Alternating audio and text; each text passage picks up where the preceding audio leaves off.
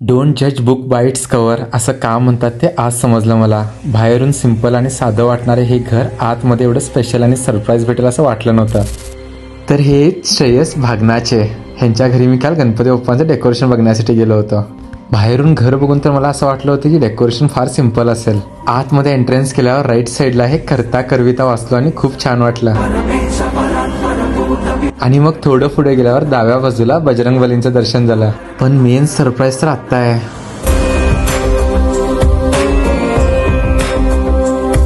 हे डेकोरेशन बघून तर मी पूर्ण थक्कच झालो. असं वाटत होते की मी बेळगावमध्ये नाही तर कुठल्या तरी एक वेगळ्याच दुनियामध्ये आलोय.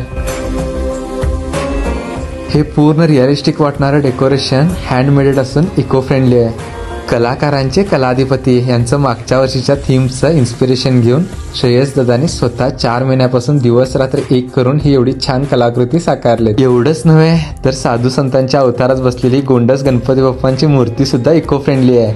शाडू माती, फूल आणि टिश्यू पेपरांपासून बनवलेली ही गणपती बाप्पांची मूर्ती सर्वांचं लक्ष वेधून घेणारी आहे. श्रेयस दादा आणि त्यांच्या भावाने मिळून बनवलेलं हे डेकोरेशन खरंच खूप कौतुकास्पद आहे.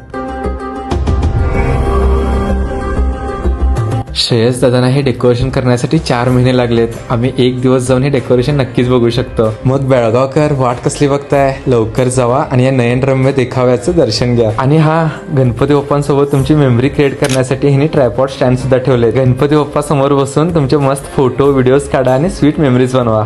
असं ह्या अँगलनं बसून बघितला तर तुम्हाला असं वाटतं की गणपती बाप्पा साक्षात तुमच्या डोळ्यात डोळे घालून बघायलेत. कचेरी गल्ली शहापूर मधलं जे जांगळे वाडा आहे त्याच्या एक्झॅक्ट ऑपोजिट साईडलाच यांचं घर आहे. जावा आणि या गणपती बाप्पांचं दर्शन घेऊन डेकोरेशन सुद्धा एन्जॉय करा. मागच्या वर्षी केलेल्या डेकोरेशनला सुद्धा ना खूप प्राइज वगैरे मिळालेत. जर व्हिडिओ आवडला तर लाईक, कमेंट आणि जास्तीत जास्त शेअर करून तुमच्या भावाला फॉलो पण करा.